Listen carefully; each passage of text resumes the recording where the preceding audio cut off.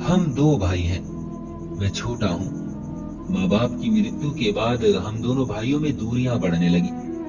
हम दोनों में छोटी छोटी बात पर झगड़ा होने लगा, कभी बच्चों की वजह से तो कभी जायदाद की वजह से। मेरी अपनी दुकान थी, मैं अच्छा खासा कमाता था।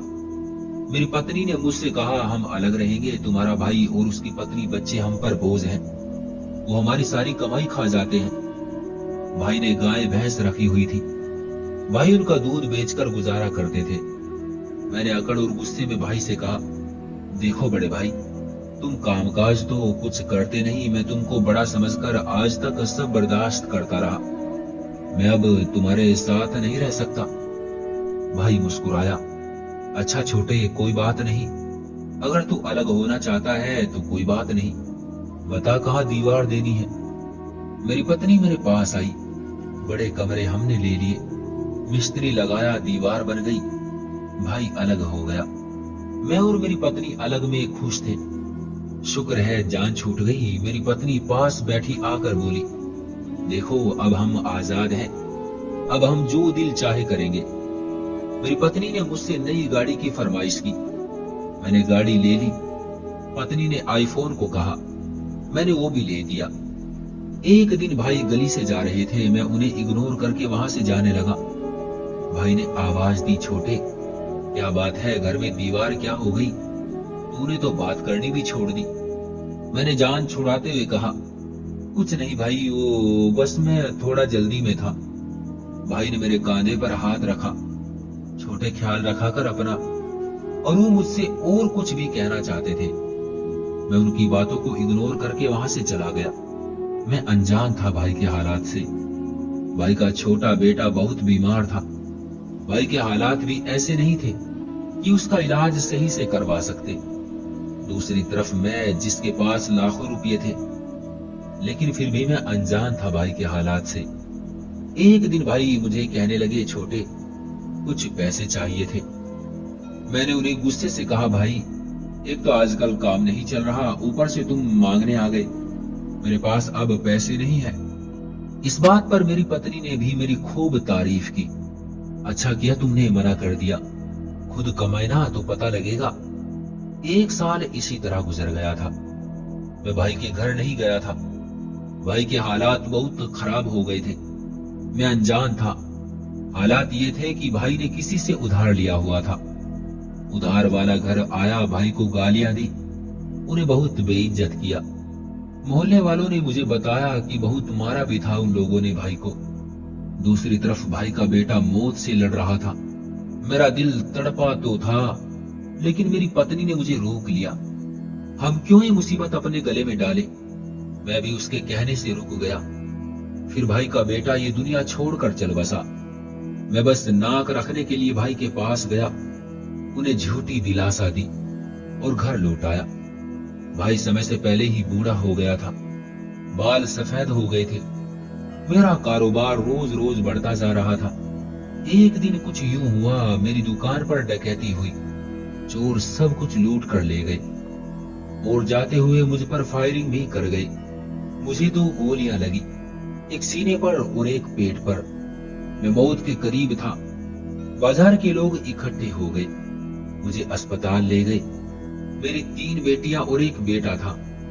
मैं मरने से पहले अपने बच्चों के बारे में सोचने लगा, उनका क्या होगा, मेरे बाद मेरे बच्चों को कौन संभालेगा। मेरी 3 बेटियां, उनका सहारा कौन बनेगा। मेरी बंद होती आंखों के आगे अंधेरा छाने लगा। मुझे जब होश आया तो मेरा बूढ़ा भाई मेरे पास बैठा था और मेरे बच्चे भी मेरे पास ही बैठे थे। मैंने आंखें खोली, अपना हाथ हिलाना चाहा, लेकिन मेरा जिस्म सुन्न हो चुका था। डॉक्टर कह रहे थे बहुत सी नसें कट गई हैं, समय लगेगा ठीक होने में। मैं ना चल सकता था और ना उठ सकता था। मैं सिर्फ उनको देख और सुन सकता था। मैं एक जिंदा लाश था। मैं भाई की तरफ देख रहा था। भाई ने जेब से पैसे निकाले और डॉक्टर को दिए। ये लो, पूरे 3 लाख रुपए हैं, अब आप उनको घर ले जाएं और मेडिसिन देते रहे। घर पहुंच गए, मेरे बच्चे भूखे बैठे हुए थे। मैंने पत्नी को आवाज दी, पूजा कुछ पका बच्चों के लिए, बच्चों को भूख लगी है। मेरी पत्नी खामोश थी। फिर मैंने अपनी पत्नी को कहा, कल ये दीवार तोड़ देंगे, सब एक साथ रहेंगे। मेरे 4 बच्चे और भाई के 3 बच्चे। मेरी बीमारी और सबकी जिम्मेदारी भाई के कांधों पर आ गई थी। मेरी पत्नी रो रही थी। बच्चों का क्या होगा? मैं अपनी पत्नी को दिलासा देना चाहता था, लेकिन जिस्म में जैसे जान ही नहीं थी।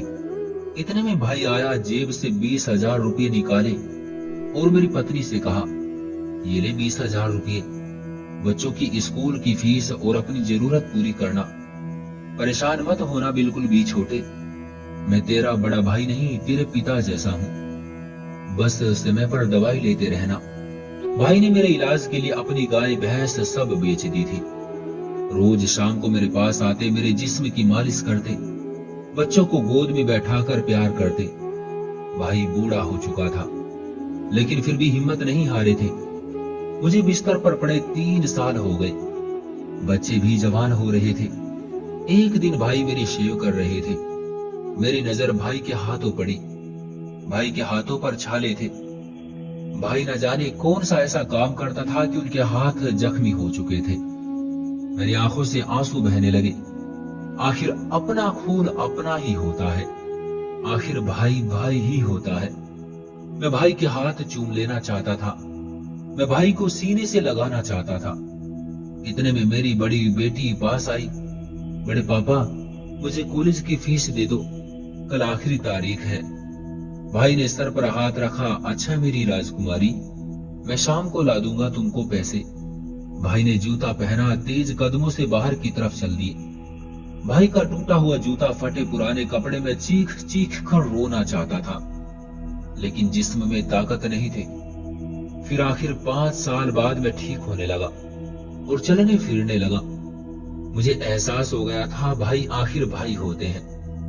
मैं तो बस इतना कहूंगा, झगड़ा मत करो आपस में। जमीन जायदाद सब पल भर में खत्म हो जाते हैं, सिर्फ साथ निभाते हैं तो रिश्ते। हम जिद, गुरूर और दौलत के नशे में रिश्तों पर थूक देते हैं, लेकिन जब परेशानी होती है तो फिर भाई ताकत बनकर साथ खड़े हो जाते हैं। नफरत मिटाकर मोहब्बतों की दिए जला लो। अपने भाई से नाराज हो तो ये नाराजगी खत्म कर दो, क्योंकि इससे बड़ा कोई अच्छा काम नहीं है।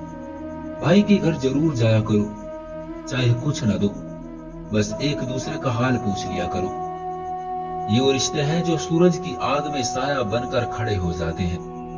तो दोस्तों, ये थी हमारी आज की कहानी। उम्मीद करते हैं आपको पसंद आई होगी। आपका क्या कहना है इस कहानी के बारे में? कमेंट करके हमें जरूर बताएं।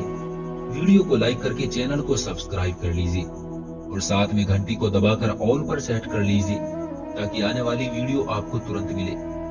मुझे दीजिए अगली वीडियो तक इजाजत। तब तक के लिए धन्यवाद।